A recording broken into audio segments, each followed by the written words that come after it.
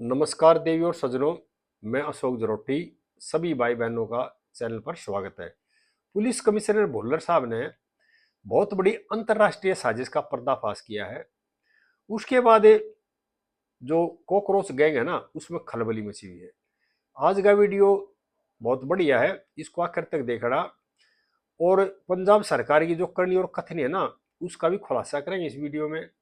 Video को ज्यादा ज्यादा भाइयों को शेयर करना भाई, और चैनल को भाई सब्सक्राइब भी कर लेना। इस वीडियो को हाइप जरूर कर देना। अमृतसर के जो पुलिस कमिश्नर थे ना भुल्लर साहब, उनकी टीम ने एक नाबालिग गैंग पकड़ा था, जिससे 3 पिस्टल और कुछ कारतूस की रिकवरी हुई। और इन्वेस्टिगेशन के दौरान ये पता चला कि इनके तार है ना, पाकिस्तान में जो आईएसआई है उससे जुड़े हुए हैं। और उनके इशारे पे इन्होंने जंतर मंतर पर जो आंदोलन चल रहा था सीजेपी का, वहां जंतर मंतर की रैकी करी और दिल्ली को दहलाना चाह रहे थे, पेट्रोल बम फेंक करके या किसी पेट्रोल बम को टारगेट करके। ये बातें आ गई इन्वेस्टिगेशन में। और मीडिया ब्रीफिंग में भुल्लर साहब ने ये बता दिया, अब ये जो गैंग हमने पकड़ा है, इनके तार है ना आईएसआई से जुड़े हुए हैं। और उनके इशारे पे इन्होंने जंतर मंतर की भी रैकी करी थी और दिल्ली में कोई बड़ी वारदात करना चाह रहे थे। ऐसे पुलिस अधिकारी को सरकार ने देना चाहिए था इनाम, उस पूरी टीम को सम्मानित करना चाहिए था। लेकिन मिला क्या, पुलिस कमिश्नर भुल्लर साहब का ट्रांसफर कर दिया पंजाब सरकार ने। ये सोचने की बात है, जो पुलिस टीम, जो पुलिस अधिकारी ईमानदारी से काम कर रहा है और सही दिशा में जांच को ले रहा है, उसको इनाम की जगह उसका ट्रांसफर क्यों किया। यहां दोस्तों बहुत बड़ी बात है इसमें, पंजाब के जो युवा है ना, वो नशे की तरफ जा रहे हैं। और आईएसआई के जो आका हैं, वो चाह रहे हैं कि पंजाब को किसी न किसी तरह से बर्बाद किया जाए नशे के द्वारा, या पंजाब के नाबालिग बच्चे हैं, युवा हैं, उनके हाथ में बंदूक पकड़ा करके उनको आतंकवाद में धकेला जाए। और हमारे जो पुलिस कमिश्नर भुल्लर साहब ने हैं और उनकी टीम ने बड़ी मेहनत करके इस तरह से गैंग को पकड़ा और इनकी साजिश का पर्दाफाश किया। जो पुलिस में नौकरी कर रहे हैं उनको पता होता है कितनी मेहनत करनी पड़ती है इतने बड़े साजिश का पर्दाफाश करने के लिए और इस तरह के गैंग को पकड़ने के लिए। और जो मीडिया ब्रीफिंग में बयान दिया, उसके बाद सरकार ने उनको इनाम क्या दिया, उनका ट्रांसफर। जबकि सरकार ने उस मामले की तह तक जाना चाहिए था। उस मामले की तह तक तो सरकार गई नहीं, उस अधिकारी का ट्रांसफर जरूर कर दिया। ये बहुत बड़ी सोचने वाली बात है। ट्रांसफर क्यों किया, ये एक प्रश्न चिन्ह है।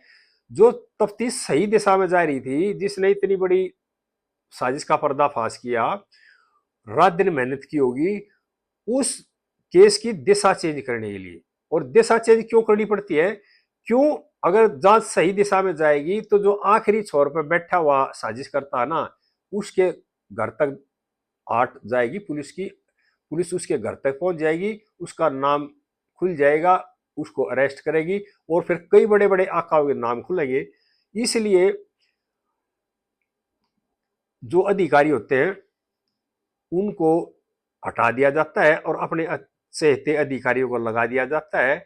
और धीरे धीरे उस मामले की दिशा चेंज हो जाती है, यानी उस इन्वेस्टिगेशन की दिशा चेंज करनी थी। अगर जो बड़े आका बैठे हुए हैं खुजली गैंग वाले, उनको कमिश्नर साहब को बोलते अब भाई इस दिशा में जांच ना करके इस दिशा में ले जाओ जांच को, वो मानते नहीं उनकी बात। और मेरा यहाँ ये भी मानना है, जिस तरह से मीडिया में उन्होंने ये बयान दिया ना, पता था भुल्लर साहब को, अगर मैंने सरकार को बता दी इस तरह की बातें तो इससे पहले उनका ट्रांसफर हो जाता। उनको ये भी आभास था कि अगर मैं ये बताऊंगा तो फिर भी मेरा ट्रांसफर होगा, क्योंकि ईमानदार जो अधिकारी है पहचान लेते हैं सरकार की नीयत को, सरकार की करनी और कथनी को। और उन्होंने ये सारा जो खुलासा कर दिया, उसके बाद एक आधार बना करके आगे भुल्लर साहब ने ये कर दिया और उनका कर दिया ट्रांसफर। इस तरह के अधिकारी को सम्मानित करना चाहिए था, पुलिस का मनोबल बढ़ता। लेकिन अगर उनको सम्मानित करते, वही अधिकारी जांच करते, तो ये जो बड़े जो कॉकरोच थे ना, ये फंस जाते। क्यों, पूरी सही दिशा में जांच जाएगी तो ये जाएगी जो ये नाबालिग पकड़े गए ये किसके इशारे पे भागे, इनको पीछे कौन था, इनको पिस्टल देने वाला कौन था, कारतूस देने वाला कौन था, और ये सारी प्लान किससे बनाई। तो इसमें क्या होता, जो सही साजिश करता थे ना वे पकड़े जाते, नाबालिग बच्चे इनको बहका लिया जाता है, कुछ पैसे का लालच देकर, कुछ नशे का लालच देकर के। और पंजाब में ज्यादातर जो नौजवान है वो नशे के आदी हो चुके हैं। लेकिन जो इनके आका है ना, जो पीछा करता धरता बैठते हैं, वो साइलेंट रहते हैं।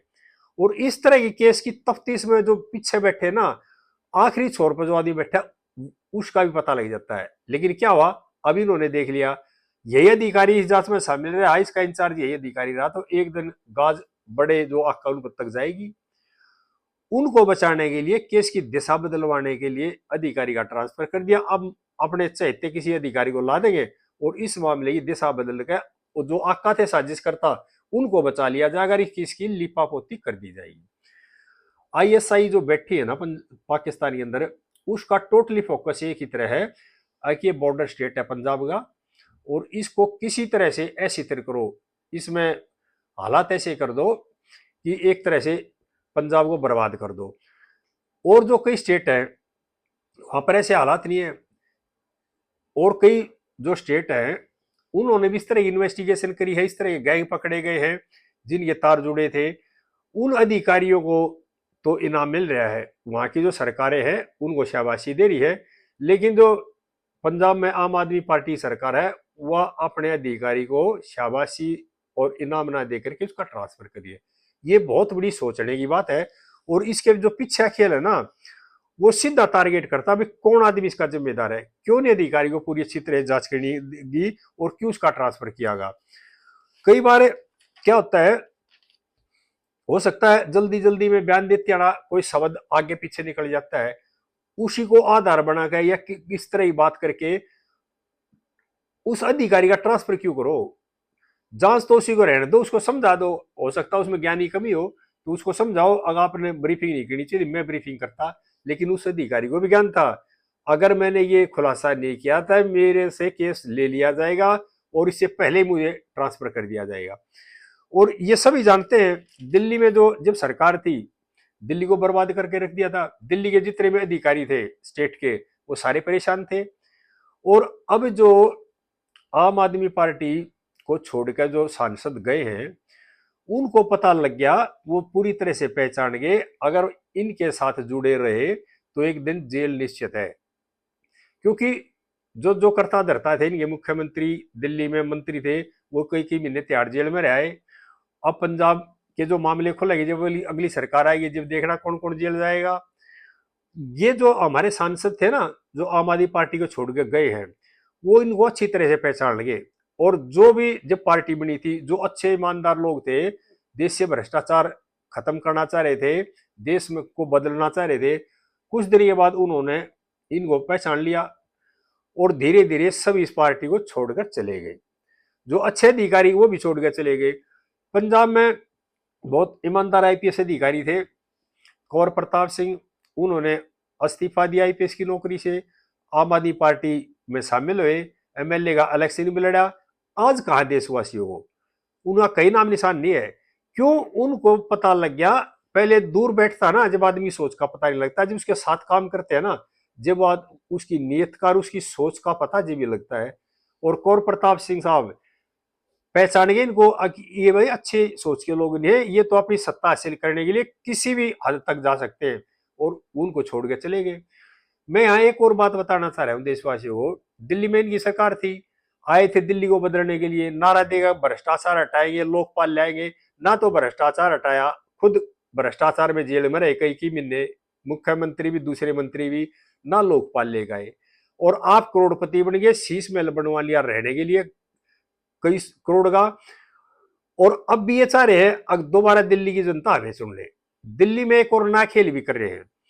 मैं यहाँ देशवासियों को बताना चाह रहा हूँ, दिल्ली के अंदर है ना जमुना के नीचे नीचे बाढ़ क्षेत्र है, उसमें काफी मकान बने हुए, कई कॉलोनियां बसी हुई हैं।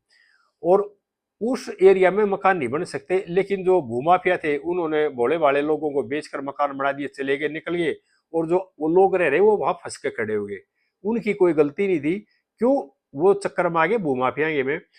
और अब क्या करते हैं, यही जो पहले दिल्ली में सत्ता में थे, एक खास पार्टी है, उन्हीं के कार्यकर्ता, उन्हीं के नुमाइंदे और उनके नेता शिकायत कराते हैं ये घर अवैध है, इनको तोड़ा जाए। और जब सरकार की एजेंसियां उनको तोड़ने पहुंचती है तो उस चीज को फिर बनाने की कोशिश करते हैं। देखो कितनी गंदी राजनीति करेंगे, पीछे से खुद शिकायत करेंगे उन मकानों की, इनको तोड़ा जाए भाई।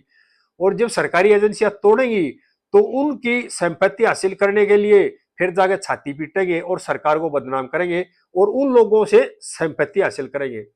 यानी कि घर तोड़वाने की शिकायत पीछे से वार खुद करेंगे।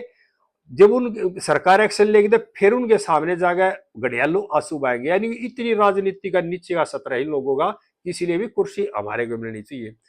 मेरी पंजाब की तमाम युवा पीढ़ी से और खासकर पंजाब के तमाम माँ बापों से हाथ जोड़ कर प्रार्थना है, अगर आपने पंजाब को बचाना है तो पंजाब के अंदर अच्छी सरकार चुननी होगी। और आप लोगों ने पहचान भी लिया होगा, मैं ये नहीं कह रहा आप किस पार्टी को चुनो, लेकिन अच्छी पार्टी को चुनो, अच्छे इंसानों को चुनो जो कि पंजाब को नशा मुक्त कर दे, पंजाब को आतंकवाद से मुक्ति दिला दे। नहीं तो पंजाब फिर उसी हालत में जा रहा है जो पिछला दौर कई दशक का रहा पंजाब में। आगे इस तरह की बातें फिर शेयर करते रहेंगे। जय हिंद देशवासियों।